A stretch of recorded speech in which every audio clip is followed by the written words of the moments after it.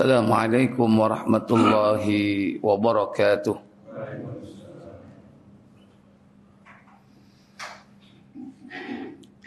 Innal hamdalillah nahmaduhu wa nasta'inuhu wa nastaghfiruh wa na'udzu billahi min sururi anfusina wa min sayyiati a'malina. Man yahdihillahu fala mudilla lahu wa man yudlil fala hadiya lahu. وأشهد أن لا إله إلا الله وحده لا شريك له وأشهد أن محمدا عبده ورسوله اللهم صل وسلم وبارك على محمد صلى الله عليه وعلى آله وأصحابه ومن تبعهم بإحسان إلى يوم الدين أما بعد. Puja dan puji syukur kita panjatkan keharibaan Allah Jalla Jalaluh yang telah melimpahkan karunia kepada kita dengan kenikmatan yang banyak sekali. Nikmat iman, nikmat Islam sebagai nikmat teragung yang diperintahkan untuk dipelihara, dijaga sampai datangnya malakul maut. Sehingga sering kita dengarkan peringatan wala tamutunna illa wa antum muslimun, jangan kalian mati melainkan sebagai seorang muslim. Semoga Allah memberikan kita nikmat di akhir hidup kita dengan husnul khatimah. Salawat dan salam semoga tetap tercurah kepada qudwah dan uswah kita baginda Nabi Muhammad bin Abdullah sallallahu alaihi wa alihi wasallam. Demikian pula untuk keluarga dan keturunan beliau, para sahabatnya, dan seluruh pengikut-pengikutnya hingga tibanya hari pembalasan. Para bapak saudara yang dirahmati Allah, melanjutkan pembahasan kitab Aqidatut Tauhid sampai kepada penyimpangan akidah dan sebab-sebab yang harus kita ketahui. Dengan mengetahui sebabnya, maka kita akan berusaha untuk menghindarinya atau melakukan tindakan secara preventif sehingga jangan sampai kita terjerumus ke dalamnya. Pada pertemuan sebelumnya sudah dibahas poin pertama dan kedua. Sebab yang pertama adalah al-jahlu bil aqidatis sahihah. Karena sebab kebodohan, kejahilan terhadap akidah yang benar. Yang kedua, at-ta'assub lima alaihi al-aba wal ajdad, yakni fanatik terhadap nenek moyang. Ini penyebab kedua kenapa terjadi penyimpangan akidah. Karena adanya fanatisme terhadap yakni bapak-bapak, kakek-kakek, buyut-buyut, ya dalam bahasa kita nenek moyang. Mestinya itu kurang pas ya. Bukan nenek. Kenapa tidak disebut kakek? Tapi jarang ada mengatakan kakek moyang. Padahal Islam itu menarik garis keturunannya secara patrilineal. Dari garis lelaki. Bukan dari perempuan. Tapi maksudnya faham bahwa orang-orang menyimpang itu salah satunya karena dia fanatik kepada orang-orang tua mereka yang dianggap memiliki kehebatan, memiliki kedudukan, memiliki keutamaan di kalangan manusia. Kita sudah jelaskan pada pertemuan sebelumnya. Yang ketiga, at-taqlidul a'ma, yakni taklid buta. Ini penyebab ketiga. Taklid, bahasa kita itu mungkin mengekor. Norok bunte. Nah, itu taklid itu. Kemana orang pergi diikuti. Nih. Apalagi taklid buta. Kalau sudah taklid buta itu bahasanya pokoknya. Nah, ini. Udah pokoknya dia itu benar. Nah, ini yang bahaya. Bi akhdhi aqwalin nasi fil aqidati min ghairi ma'rifati daliliha, yaitu dengan mengambil aqwal, perkataan-perkataan atau pendapat, ya, pendapat manusia, pendapat orang dalam perkara akidah tanpa mengetahui dalil-dalilnya. Kalau mengambil pendapat tentang akidah dari seseorang, tapi dengan dalil, tentu dalil yang dimaksud di sini adalah Al-Quran wa Sunnah. Qala Allah wa qala Rasul. Nah itu. Kalau dasarnya adalah Al-Quran dan As-Sunnah, kemudian disampaikan oleh orang itu dengan cara yang baik, yang benar, maka boleh mengambil akidah itu. Misal seorang ulama menyampaikan masalah akidah, apa yang disampaikan ini bersumber dari Al-Quran dan As-Sunnah, maka kita bisa mengambil pendapat itu. Bukan semata-mata mengikuti orang tersebut, tapi mengikuti dalilnya. Orang itu hanya sebagai perantara menyampaikan. Kadang orang tidak bisa bedakan mana materi yang disampaikan dengan orang yang menyampaikan. Nah, umumnya itu kadang mengikuti siapa yang menyampaikan, bukan apa yang disampaikan. Ada nggak dasar dalilnya? Konten isi dari apa yang disampaikan itu tidak diteliti. Apakah ini bersumber dari Al-Quran atau As-Sunnah? Yang penting aku seneng mbek wong iku. Nah, yang penting aku cinta sama orang ini. Meskipun perkataannya bengkok.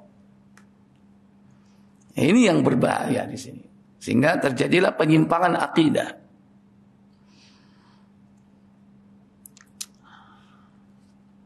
Wa ma'rifati mada sihhatiha, dan tidak mau meneliti akan kebenarannya, tidak mau meneliti, ya. Apakah itu sudah benar? Benar menurut siapa? Benar menurut Allah. Karena di samping Al-Quran dan As-Sunnah itu sebagai sumber akidah, tapi dia juga merupakan tolok ukur.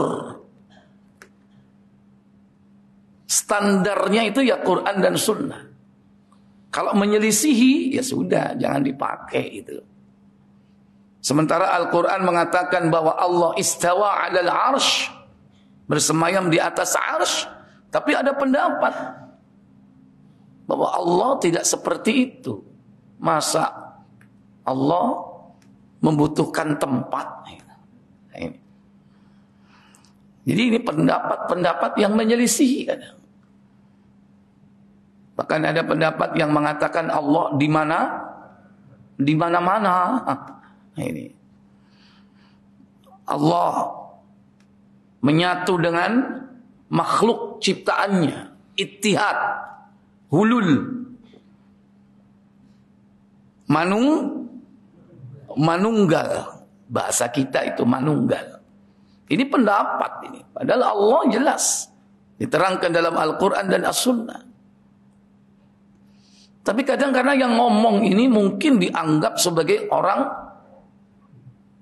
yang memiliki khawariqul ada, kehebatan. Mungkin kalau bahasa kita itu sakti, wah, Mondro Kuno, bisa terbang, bisa berjalan di atas air, iso ilang. Nah, misalnya begitu. Kita udah kalah sudah. Kalah dengan sesuatu yang menipu. Seakan-akan itu menunjukkan kebenarannya. Dianggap bahwa itu adalah karomah. Padahal itu istidraj. Sehingga kalau bertemu dengan orang-orang seperti itu, orang-orang jahil itu wis kutu. Apa kutu ini? Hah? Wis nurut. Apa sing diucapno di sendika dawuh. Nurut sudah. Apa yang diucapkan diikuti. Apalagi dianggap dia sudah sampai tingkatan tinggi. Tingkat apa, Pak? Hah? Marifat. Kok ero sampean? Hah? Saya belum ngomong wis ngerti. Nah ini merupakan anggapan-anggapan yang menyesatkan. Semua berdasarkan dengan dhann. Ya. Jadi berhati-hati.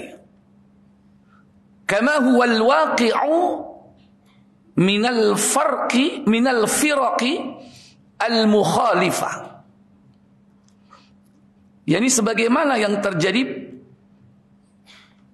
pada saat ini dengan banyaknya firqah yang menyimpang, yang menyelisihi firqah yang hak, yang selamat, yaitu firqatun najiyah. Yani firqah yang disebutkan Nabi sallallahu alaihi wasallam sebagai al-jamaah atau ahlus sunnah. Nah, firqah ini banyak sekali kita jumpai pada saat ini yang Nabi sudah mengabarkan 14 abad yang lalu. Jumlah mereka sampai kepada 72 yang menyimpang. Totalnya 73. Yang menyimpang berapa? 72. Ini. Min jahmiyatin wa mu'tazilatin wa asya'ira wa sufiyah. Ini contoh-contoh saja ini yang disampaikan. Wa ghairahum, dan juga yang lain. Ini yang besar-besar disebutkan di sini. Jahmiyah. Tokohnya adalah Jahm bin Safwan yang tidak mengimani sifat-sifat Allah Jalla wa'ala secara keseluruhan. Ini penyimpangan di dalam apa? Aqidah. Karena anggapan mereka bahwa kalau Allah memiliki sifat berarti merendahkan Allah. Ini anggapan mereka. Gitu. Makanya sifat-sifat yang ada itu seakan-akan mirip dengan sifat makhluk. Karena anggapan seperti inilah mending gak usah pakai sifat. Gak perlu pakai sifat Allah.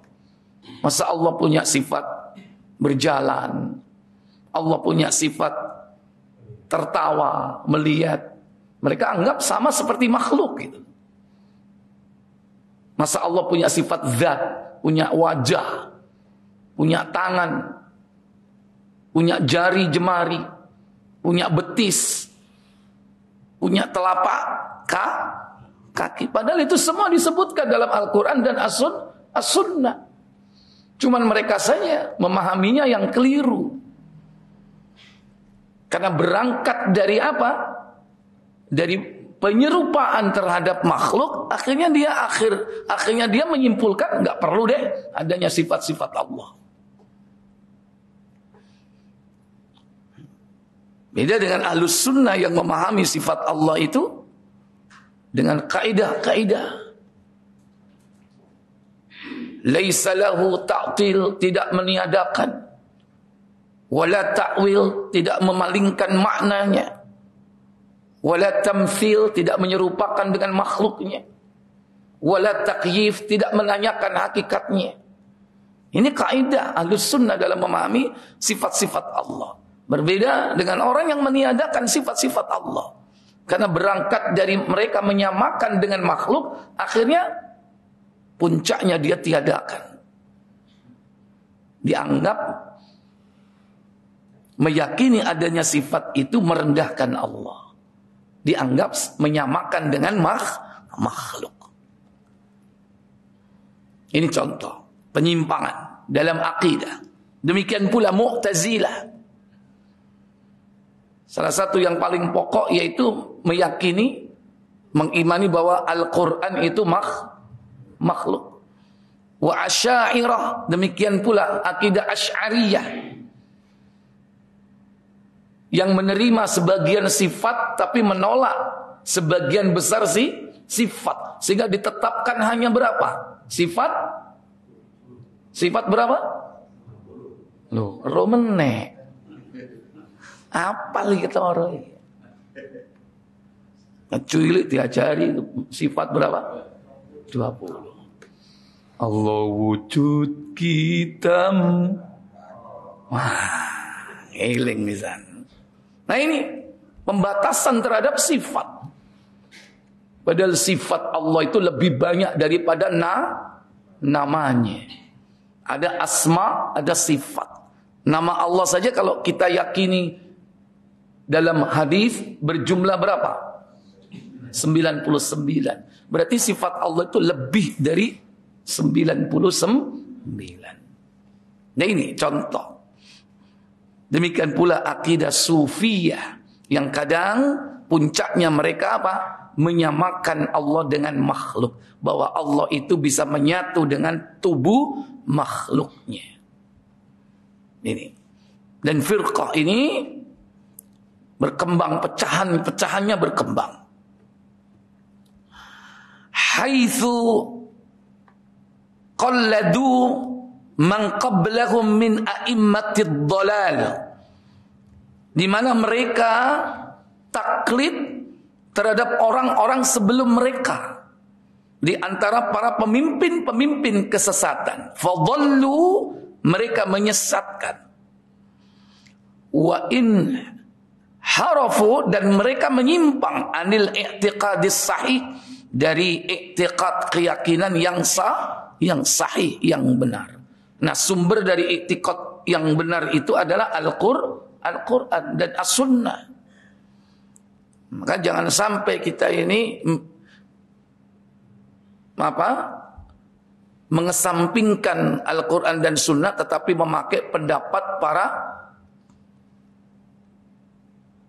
a'immatud dhalal, pemimpin kesesatan. Karena tokoh-tokohnya itu dalam sejarah terukir, ya kan? Sampai hari ini terukir dan diagungkan. Tokoh-tokohnya ini diagungkan mereka. Contoh Sufiyah. Wah, ini tokohnya banyak. Masing-masing punya apa? Metode, punya tariqah, punya jalan sendiri-sendiri. Padahal semua itu bukan berdasarkan Al-Quran Sunnah, tapi berdasarkan apa? Pengalaman ruhaniyah. Berkontemplasi. Dia coba melakukan perenungan, melakukan uzlah, mencoba tata cara pendekatan kepada Allah dengan metode yang dia ciptakan sendiri, dengan membaca ini dan itu, dengan mengamalkan ini dan itu, dengan cara-cara tertentu. Ketika ini sudah dianggap fix, ini tokcer, ini cespleng, maka baru dia menyebarkan kepada orang lain. Dicoba, ternyata pengikutnya ikut 1, 2, ternyata banyak. Kalau saya seperti itu, saya punya nama sendiri, saya buat nama sendiri. Ya, metode saya Misalnya thariqah jundiyah. Wah, itu. Karena saya telah mencobanya secara empirik. Ya, melakukan kepada diri saya sendiri, saya coba bertahun-tahun, kemudian saya punya murid, saya coba ke murid saya dan berlaku dan cespleng, tokcer.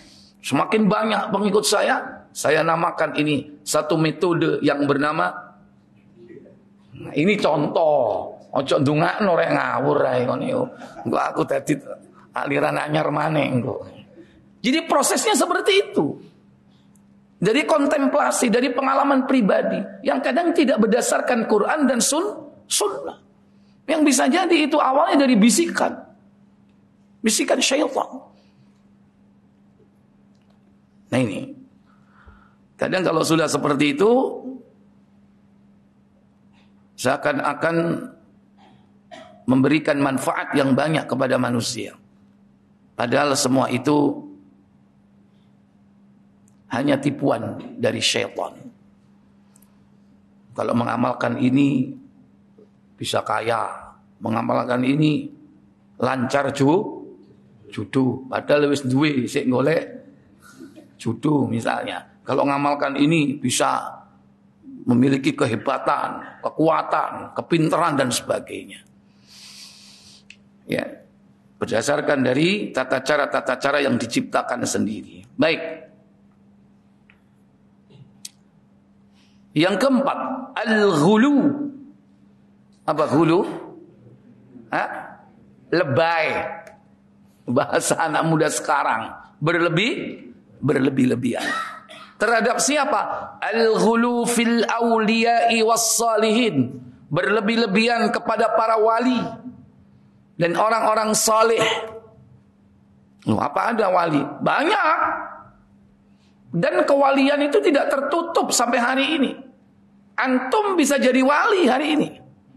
Wali apa? Loh, temenan nih. Tutu wali murid, waliullah. Ya, bisa. Kewalian itu tidak tertutup sampai hari kiamat.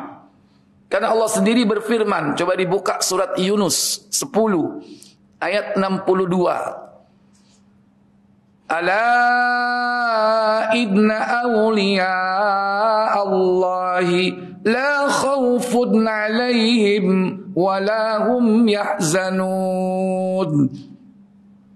Ini ciri-cirinya, belum syaratnya. Kalau pengen jadi ada syaratnya. Tapi ciri-cirinya dalam kehidupan di dunia ini pada ayat 62 ya. Silakan baca. Ingatlah, sesungguhnya wali-wali Allah itu tidak ada kekhawatiran terhadap mereka dan tidak pula mereka bersedih hati. Jadi hidupnya para wali di dunia ini la khaufun alaihim, mereka tidak punya rasa takut. Walahum yahzanun, mereka tidak punya rasa sedih. Gak wedi masih diancam mati. Tidak sedih masih gak duwe ganti bojo. Rabio. Kepengin dadi wali, apa? Nikah. Faman raghiba an sunnati falaysa minni. Kalau kau tidak menikah karena kau benci kepada sunnah, berarti bukan termasuk golonganku. Ya. Sik enom yo nyambut gawe kok gak nikah. Untuk apa? Mengambil fadilah ibadah nikah. Ustaz ribet duwe bojo, mikirno blonjo, durung kok ngomele. Justru itu sarana untuk jadi wali. Apa? Melatih kesabaran. Ujian paling berat itu dalam rumah tangga itu, melatih kesabaran. Ya, makanya gak gampang jadi wali. Nek gak sabar mbek bojo sing wedok iki, titik-titik sampean pegat. Firaq. Tolak. Itu. Tapi ketika ada laki-laki yang sabar, ya itu. Karena kadang-kadang itu lebih galak istrinya daripada suaminya. Maka suami yang kutut di hadapan istrinya yang galak, dia mencintainya karena Allah Jalla wa'ala, maka bisa jadi bagian ya, walaupun belum sampai derajat wali, bagian dari keutamaan untuk melatih kesabaran kita.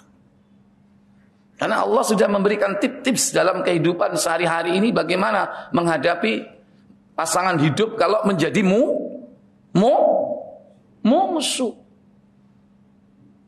Nabiullah Lut dan Nabiullah Nuh itu istrinya durjana atau tidak? Dicerai atau tidak? Dicerai atau tidak? Sabar.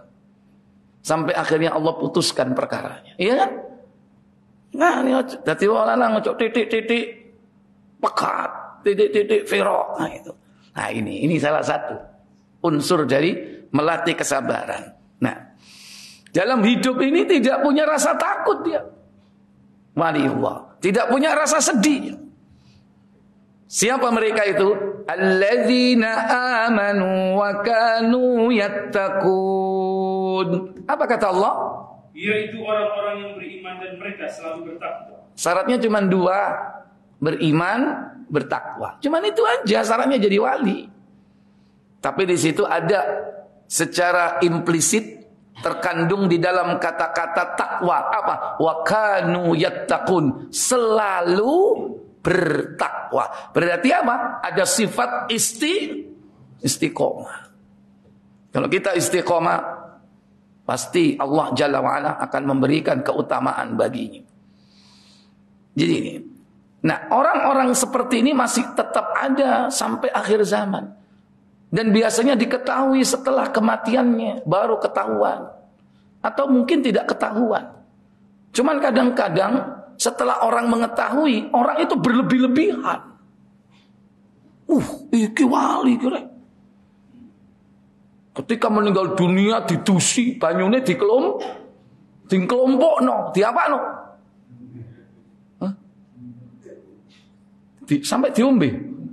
Nah, ini contoh. Itu contoh. Dan ini sudah masuk kepada ranah mukaffirah. Karena berlebih-lebihan. Ketika masih hidup aja kadang-kadang berlebih-lebihan. Hulu. Coba mari ngisi pengajian. Kopi ini separuh. Siapa no?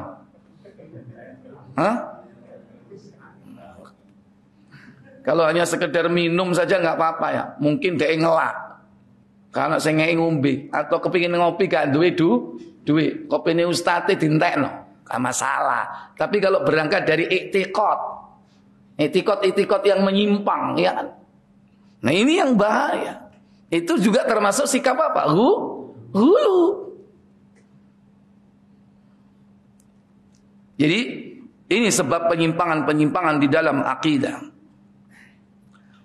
Wa rafa'ahum fawqa manzilatihim, di mana mereka mengangkat derajatnya, kedudukannya melebihi dari semestinya. Yang mestinya dia manusia basyariah seperti kita, tapi ditinggikan sampai kepada derajat mungkin nabi, mungkin rasul, dianggap maksum. Apa maksum? Duduk jenenge tanggamu duduk. Maksum itu terpelihara dari berbuat dosa. Padahal yang maksum itu hanya siapa? Rasulullah. Tapi ada tokoh-tokoh yang dianggap maksum. Wes pokoknya bener. Kalau dulu ada istilah the president can do no wrong. Presiden itu pokoknya nggak salah. Mesti benar. Sekarang bisa jadi the fulan, the ulama, the kiai can do no wrong misalnya. Nggak bisa salah. Wis pokoknya benar. Padahal manusia selain nabi dan rasul pasti pernah berbuat salah. Al-insan mahalul khata' wan nisyan. Menungsa neka kenengena lopot ben lopa. Ngopo iku? Mbok karo wis arti ana dhewe. Dimas guyu. Jadi itu manusia.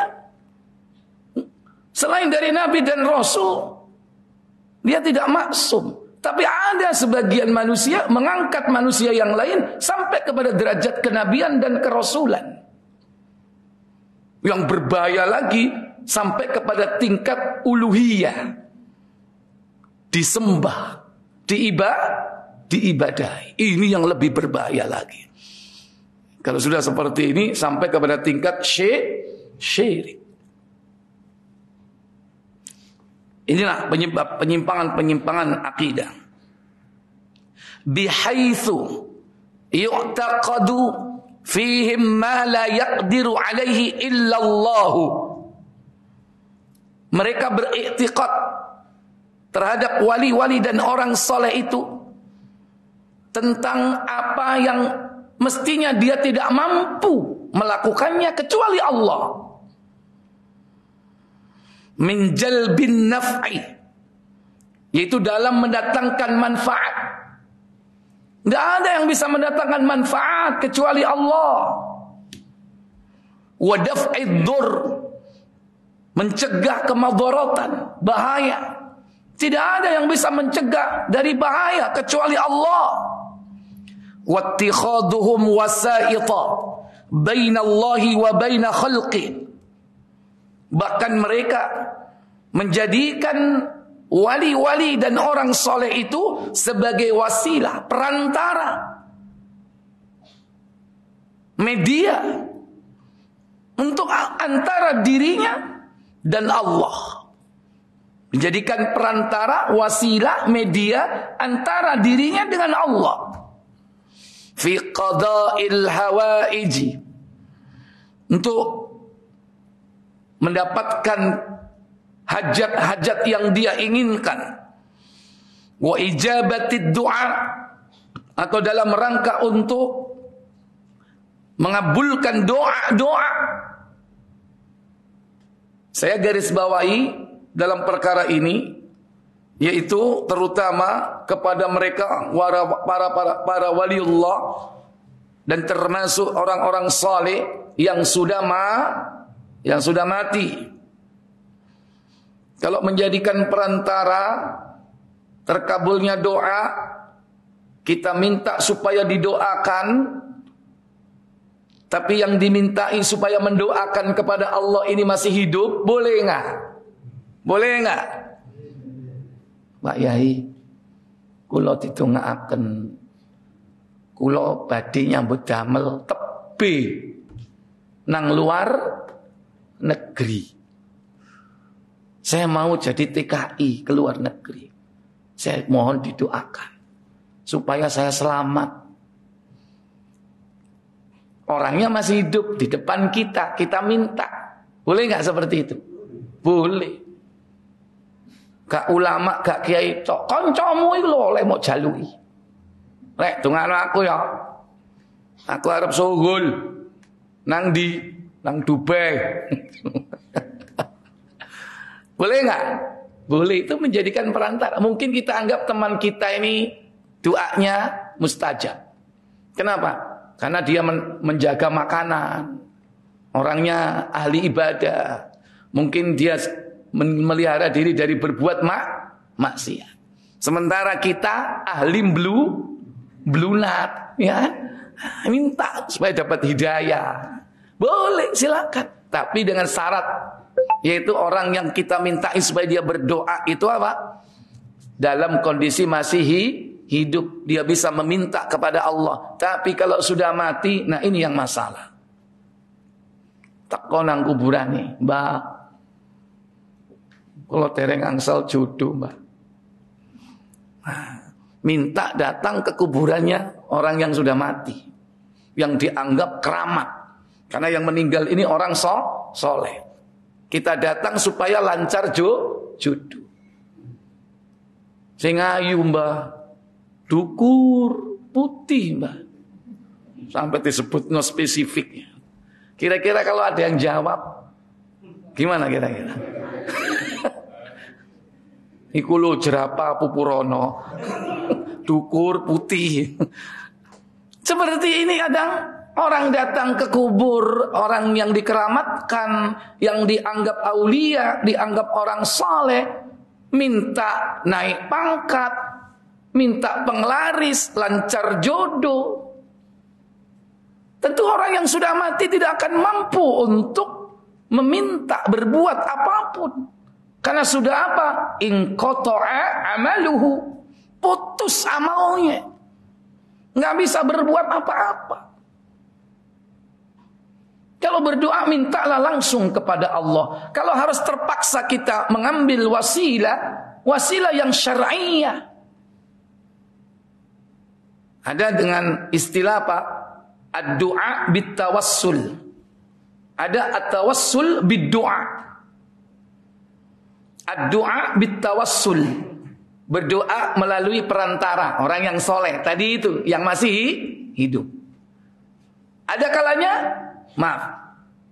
at-tawassul bid-du'a. Terbalik. At-tawassul bid-du'a, mengambil perantara melalui doa orang yang soleh yang masih hidup. Itu at-tawassul bid-du'a. Kalau dibalik, ad-du'a bit-tawassul. Berdoa dengan bertawassul. Bertawassul dengan apa? Bi asma'il husna. Ada perintahnya. Ini tawassul yang syar'i. Ada lagi ad-du'a bitawassul dengan apa? Bil amalis salih, dengan amal saleh yang kita lakukan. Dulu pernah melakukan amal saleh yang luar biasa. Sementara kita dalam kondisi bahaya, terjepit. Kalau tidak kita akan mati. Maka kita berdoa dengan menyebut amal kita di hadapan Allah. Ya Allah, aku telah melakukan ini dan itu ya Allah. Bebaskan aku dari penderitaan ini. Ingat kisah 3 orang lelaki yang berteduh di dalam sebuah goa. Batu besar menggelinding dari puncak bukit menutup mulut goa. Dia akan bisa keluar dan dia akan bisa mati di tempat itu. Masing-masing akhirnya berdoa. Dengan apa? Dengan cara bertawassul. Bertawassul dengan apa? Bil amalis salih, dengan amal solehnya yang dulu pernah dia lakukan. Antum harus menyimpan hal-hal seperti itu. Punya amal soleh yang kita andalkan, yang suatu saat nanti kalau kita kepepet, sampaikan kepada Allah. Padahal Allah pasti tahu. Tapi ini syar'i. Itu ada di dalam bab riqaq Sahih Muslim.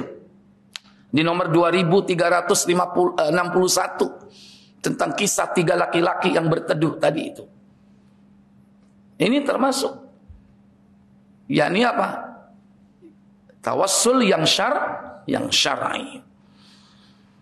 Tapi kalau wattikhadum wasa'ita bainallahi wa baina khalqi fi qada'il hawaij wa ijabati du'a,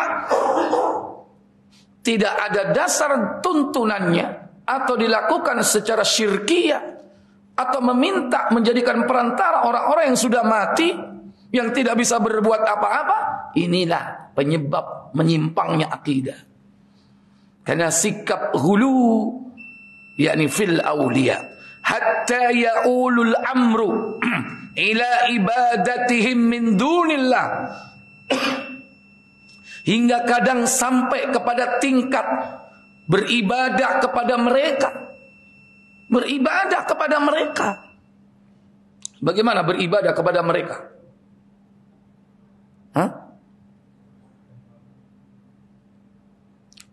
Yaitu dengan mengikuti fatwa-fatwanya yang menyimpang. Itu bisa jadi. Kadang-kadang orang itu terlalu kasar ya kalau langsung sujud kepada kuburan. Itu kan kelihatan tampak mata ya kan. Mungkin masih banyak orang-orang yang akidahnya masih benar menganggap bahwa itu kesalahan. Nah masyarakat ini yang akidahnya masih benar sebagai kontrol, diingatkan. Tapi yang berbahaya itu apa yang menjadi fatwa yang menyelisihi Allah, yang halal jadi haram, yang haram jadi halal. Kemudian kita mengikutinya. Ini termasuk ibadah ini. Ibadah itu tidak harus rukuk dan sujud kepada orang, tapi apa? Mengikuti fatwa-fatwa yang menyimpang di kalangan ulama atau para aulia yang menyimpang. Yang asalnya Allah menghalalkan kemudian diharamkan, yang asalnya Allah mengharamkan kemudian dihalalkan. Ini berbahaya. Dan itulah yang disampaikan oleh Nabi ketika kedatangan seorang sahabat yang bernama Adi bin Hatim. Ketika datang kepada Nabi dengan membawa kalung salib terbuat dari perak atau rosario, kemudian Nabi mengatakan ittakhadhu ahbarahum wa ruhbanahum arbaban min dunillah. Mereka telah menjadikan orang-orang alimnya, rahib-rahibnya sebagai rob-rob tandingan selain Allah. Coba buka surah At-Taubah, surah 9 ayat 31 insyaallah. Ittakhadhu ahbarahum wa ruhbanahum arbaban min dunillah wal masih ibn maryam wa ma umiru illa liya'budu ilahan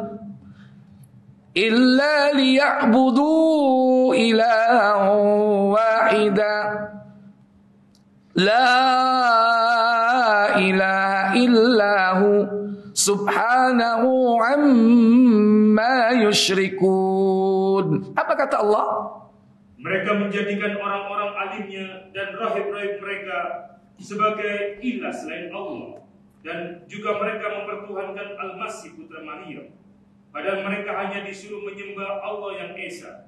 Tidak ada Rabb yang berhak disembah selain Dia. Maka Maha Suci Allah dari apa yang mereka persekutukan. Silakan. Tafsir. Bahkan Isa bin Maryam pun sendiri dikeluarkan dari derajat kenabian menuju kepada derajat ilahiyah, ketuhanan.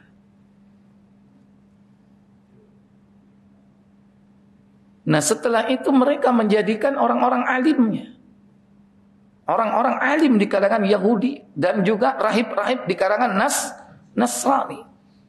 Sikap hulu mereka, hulu kepada yakni tokoh-tokoh agama mereka. Silakan. Imam Ahmad, Imam At-Tirmidzi dan Imam Ibnu Jarir telah meriwayatkan melalui berbagai jalur dari Adi bin Hatim radhiyallahu anhu yang menceritakan bahwa ketika sampai kepadanya dakwah dari Rasulullah SAW, ia lari ke negeri Syam. Sejak zaman jahiliyah ia telah masuk agama Nasrani. Kemudian saudara perempuannya ditahan bersama sejumlah orang dari kaumnya. Lalu Rasulullah SAW menganugerahkan kebebasan kepada saudara perempuan Adi bin Hatim dan memberinya hadiah. Saudara perempuan Adi bin Hatim kembali kepada saudara lelakinya dan menganjurkannya untuk masuk Islam dan menghadap kepada Rasulullah SAW. Akhirnya Adi datang ke Madinah. Dia adalah pemimpin kaumnya, yaitu kabilah At-Ta'i, dan ayahnya yaitu Hatim At-Ta'i terkenal dengan kedermawanannya. Maka orang-orang Madinah ramai membicarakan kedatangan Adi bin Hatim. Adi masuk menemui Rasulullah SAW, sedangkan pada leher Adi tergantung salib yang terbuat dari perak. Saat itu Rasulullah SAW sedang membacakan firman-Nya, ittakhadhu ahbarahum wa ruhbanahum arbaban min dunillah. Apa katanya? Mereka menjadikan orang-orang alim dan rahib-rahib mereka sebagai Rabb selain Allah. Adi melanjutkan kisahnya bahwa ia menjawab, sesungguhnya mereka tidak menyembahnya. La, kata Adi bin Hatim, ma ya'buduhum. Tidak, mereka tidak menyembahnya. Tidak menyembah orang alim. Tidak menyembah kepada para rahib, ahli-ahli ibadah mereka. Dibantah oleh Rasul sallallahu alaihi wasallam. Memang apa katanya? Rasulullah SAW bersabda, tidak. Sesungguhnya mereka mengharamkan hal yang halal bagi para pengikutnya dan menghalalkan hal yang haram bagi mereka. Lalu mereka mengikutinya. Yang demikian itulah ibadah mereka kepada orang-orang alim dan rahib-rahib mereka. Inilah yang termasuk sikap ghulu kepada orang-orang alim, ahli-ahli ibadah. Nabi membantah, memang benar mereka tidak menyembahnya, walakin akan tetapi yuharrimul halal wa yuhillul haram fattaba'nahum. Ketika mereka menghalalkan yang haram, mengharamkan yang halal, menghalalkan yang haram, dan mereka mengikutinya. Wahia ibadatuhum, dan inilah menyembah mereka. Jadi gak harus sujud rokok, enggak. Produk-produk hukum yang diciptakan, yang menyelisihi Allah dan Rasulnya, ketika diikuti oleh manusia, orang-orang yang mengikuti inilah yang menyembah.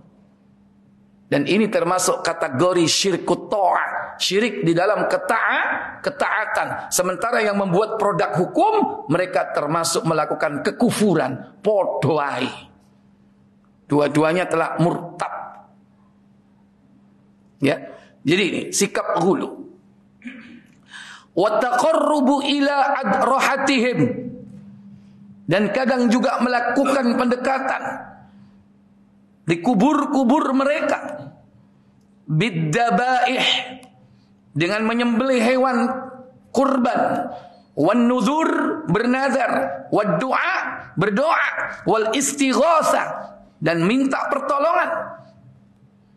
Kama hassala min qaumi Nuhin, sebagaimana terjadi dulu pada umat Nabiullah Nuh, fi haqqis salihin, yakni terhadap sikap mereka kepada para tokoh-tokohnya. Hina qalu, di mana mereka mengatakan, yang perkataan ini diabadikan oleh Allah di dalam surah Nuh pada ayat 23.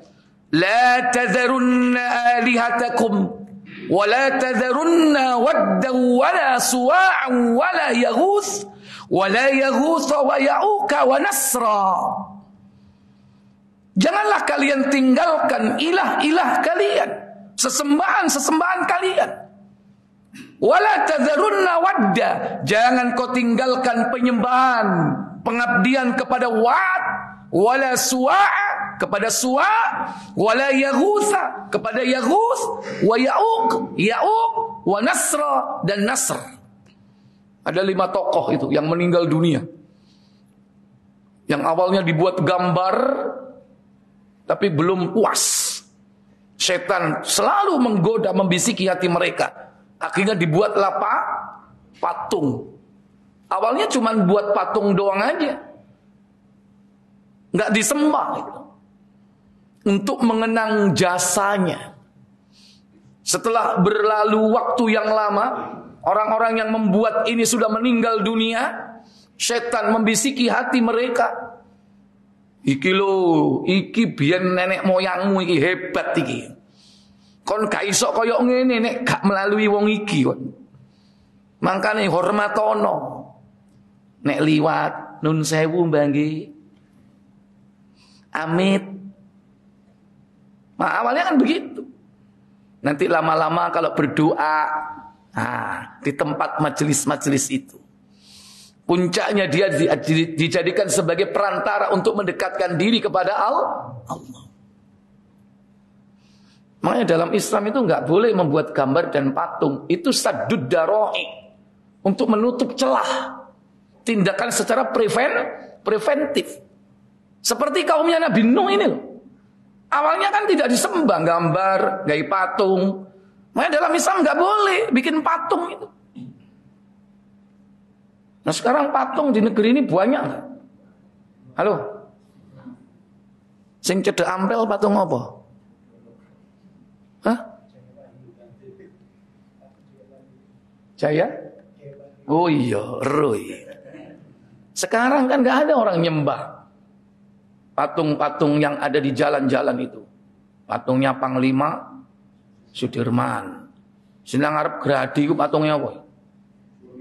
Gubernur Suryo. Senang pinggir laut patungnya sapa? Yos Sudarso. Sekarang Tapi apa tidak mungkin suatu saat setan ini menggelincirkan hati manusia? Moro-moro suatu saat nanti patung-patung itu disembah. Karena mereka adalah tokoh-tokoh kita. Ketika orang sudah kehilangan keimanan, kehilangan akidah yang benar, awalnya dikai sajen pinggiri, iya kan? Kan ini ada contohnya. Di suatu pulau kan sering kalau ada patung pinggiri dikai sajen, ya awalnya kan begitu.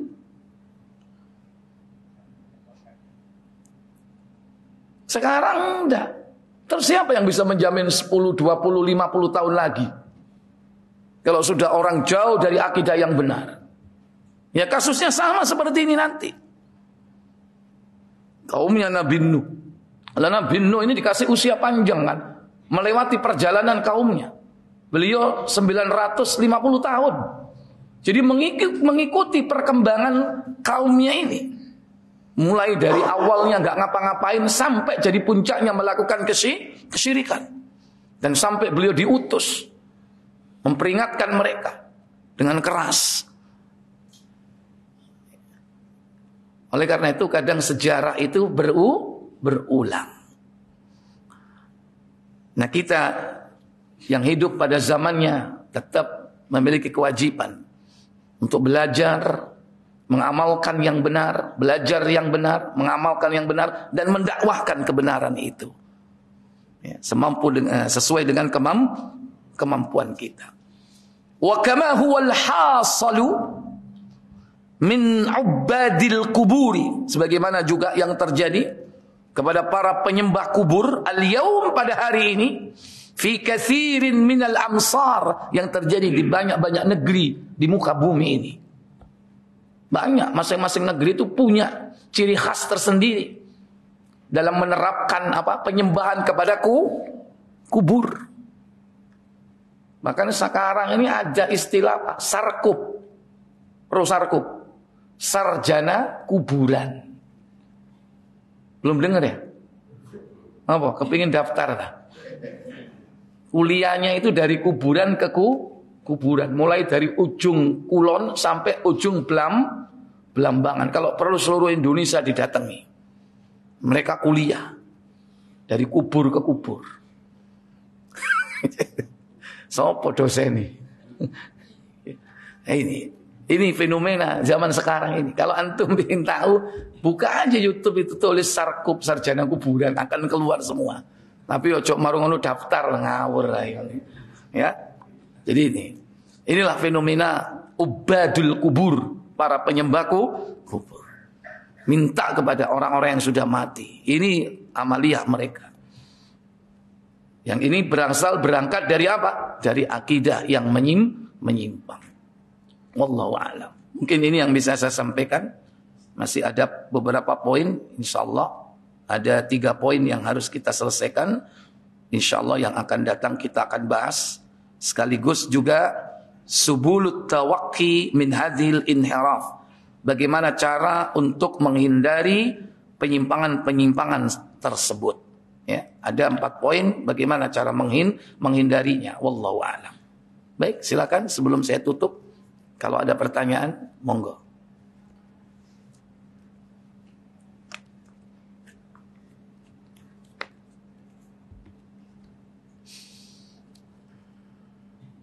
Alhamdulillah, kita tutup kafarat majlis. Subhanakallahumma wa bihamdik, asyhadu an la ilaha illa anta astaghfiruka wa atubu ilaik. Wassalamualaikum warahmatullahi wabarakatuh.